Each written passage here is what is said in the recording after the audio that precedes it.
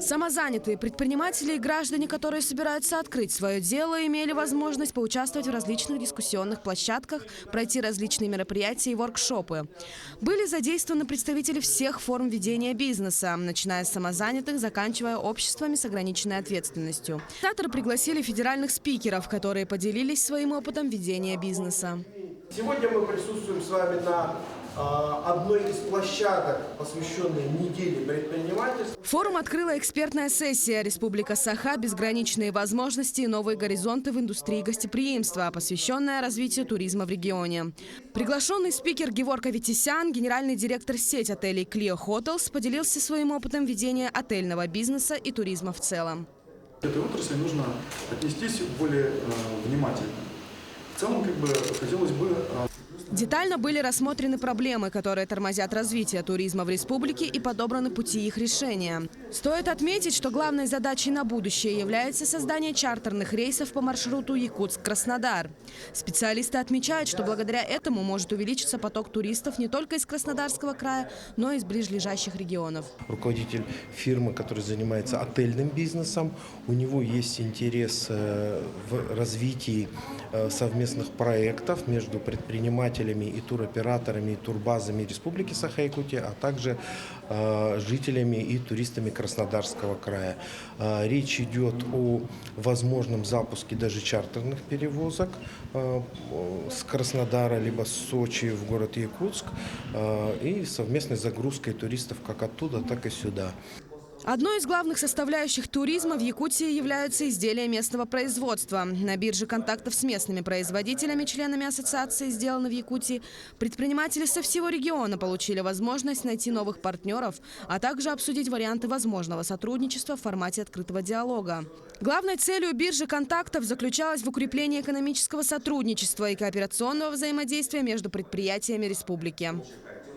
И крайне важно, чтобы после того, как он уже ознакомился с регионом, когда он уходит, человек уходил уже с материальными впечатлениями. Материальные впечатления как раз-таки сувениры, продукция народно-художественных промыслов.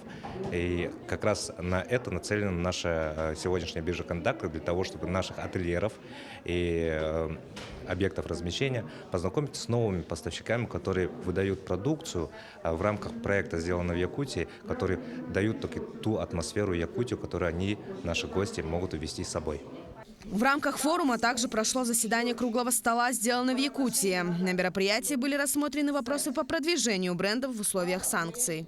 Также затронуты темы выхода товаров на внешний рынок, а именно обеспечение экспорта не только внутри Российской Федерации, но и в дружественные страны. Встал вопрос о необходимости создания единого бренд-центра «Город мастеров», так как, по словам спикеров, без брендов туризм не может развиваться. Помимо разнообразных конференций и дискуссионных площадок, в рамках форума были проведены тренинги и мастер-классы. На тренинге «Тайм-менеджмент для предпринимателей» приняли участие 18 руководителей разных сфер деятельности. Самозанятые предприниматели и граждане смогли расширить свои знания в ведении бизнеса. Для реализации своего бизнес-проекта тренинг вела приглашенный бизнес-тренер Елена Майзлина.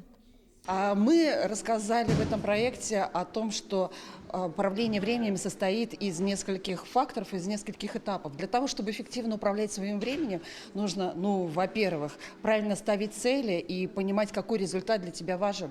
В первую очередь это важно, конечно, для предпринимателей. Во-вторых, когда есть цели, есть задача. Нужно правильно расставить приоритеты. Какие-то цели выполнять в первую очередь, какие-то потом. Но и третье, это очень важна мотивация. Самомотивация на то, чтобы все это работало. В рамках форума были подведены итоги третьего рейтинга инвестиционного климата по республике. Горный Улус стал лидером данного мероприятия. Второе место занял Ленский район, третье – Намский Улус. Победителей наградил первый заместитель председателя правительства Якутии Кирилл Бычков на презентации итогов рейтинга. Параметры рассчитывались на основе проведения опросов предпринимателей и экспертов, а также с использованием статистических данных. Результаты регионального рейтинга позволяют определить пути улучшения инвестиционного климата. Эксперты отмечают, что Якутия в последние 4 года радикально улучшила условия для инвестиций и бизнеса. Напомним, что в 2022 году Якутия вошла в топ-15 национального рейтинга инвестиционного климата, заняв 13 место в общем зачете и 2 место по Дальнему Востоку. Первый, напомню, у нас состоялся в 2020 году. Это уже у нас 3-е мероприятие на эту тему. Очень важное, я считаю, событие, потому что оно позволяет выявить лучшие практики, которые сложились в муниципалитетах по предоставлению наилучших условий для ведения бизнеса. Ну и, конечно, можно поделиться этими практиками как с другими районами, так и в целом даже и с другими субъектами Российской Федерации. Ну и, конечно, отметить работу региональных команд, муниципальных команд по отстаиванию интересов бизнеса и по созданию наилучших условий его ведения. В Якутии насчитывается более 1000 различных товаропроизводителей. По словам экспертов, с каждым годом качество и актуальность продукции растет. Убедиться в этом посетители выставки могли, посетив выставку-ярмарку, на которой были представлены товары местных предпринимателей и самозанятых. Продукция отличается уникальностью и национальным колоритом. Это, можно сказать, современные наши национальные игры. Они все равно показывают наш быт, наши повседневные дела. Например, игра новая в этом году вышла, оладьи. Каждая семья у нас любит и готовить, и кушать оладьи. Да? Например, пошли на охоту, все равно оладьи с собой берут. Вот такие тоже игра «Сбор ягод». Осенью мы все выходим в лес, собираем ягоды, запасаемся витаминами на зиму, на суровую нашу зиму. Все это связано с нашим бытом и жизнью. Да? Участники форума по ходу мероприятия находили клиентов. Так Изабелла Павлова заключила согласие по поставке ее продукции в Мирнинский район. Женщина начинала с простого сбора ягод. В один день, оценив объемы сбора, Изабелла решила запустить линейку сиропов из соусов из дикоросов. Мы разработали рецепт варенья с кедровыми ядрами, со специями. И наша новинка – это брусничный соус, камиасо называется. Со вчерашнего дня, вчера мы привозили пробную партию, 30 баночек, они все уже разлетелись. На сегодняшний день с утра мы уже заключили договор с Мирнинским районом, с предпринимателями из Мирнинского района, что он у нас завтра уже закупает первую партию, увозит в Мирный на реализацию. За 3 дня во всех мероприятиях форума, которые были проведены на 34 площадках, поучаствовало порядка 900 человек. Как отметили организаторы, помимо разных дискуссионных площадок были проведены мастер-классы, которые научили начинающих предпринимателей основным навыкам ведения бизнеса. Площадок. Сегодня мы подводим резолюцию всех площадок.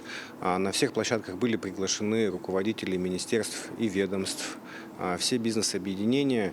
И очень хорошо, что сегодня мы, наверное, консолидированным мнением принимаем общие совместные решения по поддержке наших предпринимателей, потому что предприниматели – это экономика нашего региона, это рабочие места, это семьи, это ипотеки.